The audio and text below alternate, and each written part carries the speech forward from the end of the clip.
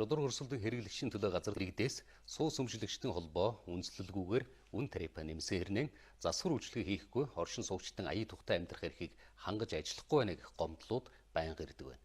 Байцаагч нар иргэдийн гомдлын дагуу мэдээллийг шалгадагч энэ зөрчлүүд гарсаар байна. Учир нь хууль эрхсэн орчин боловсруулах шаардлагатай байгаа юм байна. Энэ тухай Эрдэнэ өрн сурвалжлаа.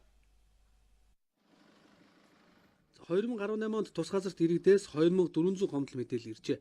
Үүнээс 400 нь сууц өмчлөгчдийн холбоотой гомдол мэдээлэл байсан байна.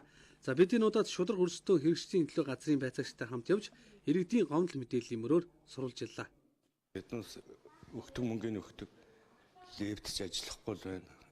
Коридорч байхгүй, камерч байдгүй. Тэгээ мөнгө аваад идэв.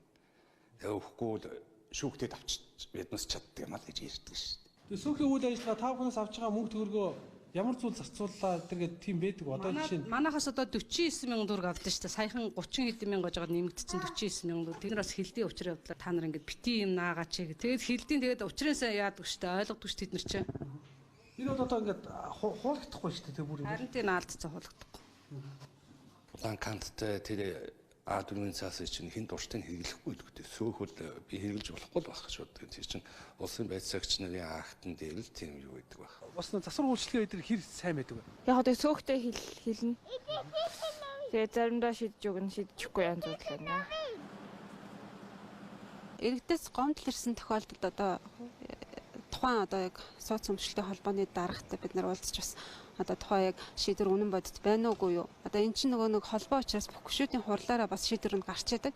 Бид нар тэгээд тэр шийдвэр нь үнэн байна уугүй гэдэг дээр хяналт тавьж байгаа. За сөөхийн хуралд оршин суугчдын 50-аас илүү хувь нь оролцож үн тарифа нэмэх хэрэгтэй байдаг. За хэрв 50-аас илүү хувь нь хуралдаж нэгдсэн шийдэл хүрээгүй бол сөөхийн төлбөр нэмсэн асуудал нь хүчин төгөлдөр бус байдаг байна.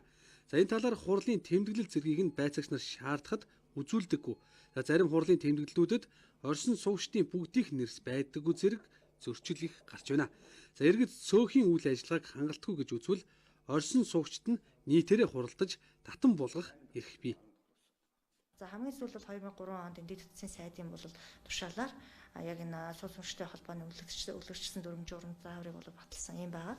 Яг энэ одоо дүрм журам зааврын хүрээнд ингээ үйл ажиллагаа явуулахад бол бас сууц өмчлөлттэй холбоотой үйл ажиллагаанд маш бүрхэг маш их тийм ерөнхий тийм байдалтай байдаг. Ийм учраас эдгээр одоо зүйлүүдийг бол тухайн одоо хариуцж байгаа газар болгон тийм ээ одоо байгууллага нэг өөр бол одоо анхаарч өөрөө өөрсдийнхөө үйл ажиллагаанд бол тусгаж яг энэ асуудлыг хариуцж байгаа одоо юугаараа эрхцээ орчны боловсронгуй болох гэхүү тухайн дүрм журмыг илүү тодорхой болгох тийм ээ боловсронгуй болох юм шаардлага байгаа. Иргэд сууц өмчлөгчдийн холбоонд төлбөр төлж үйлчилгээ авч байгаагийн хувьд ямар үндслээр төлбөрийн хэмжээг тогтоосон, юунд зарцуулсан зэргийг хянах хэрэгтэй.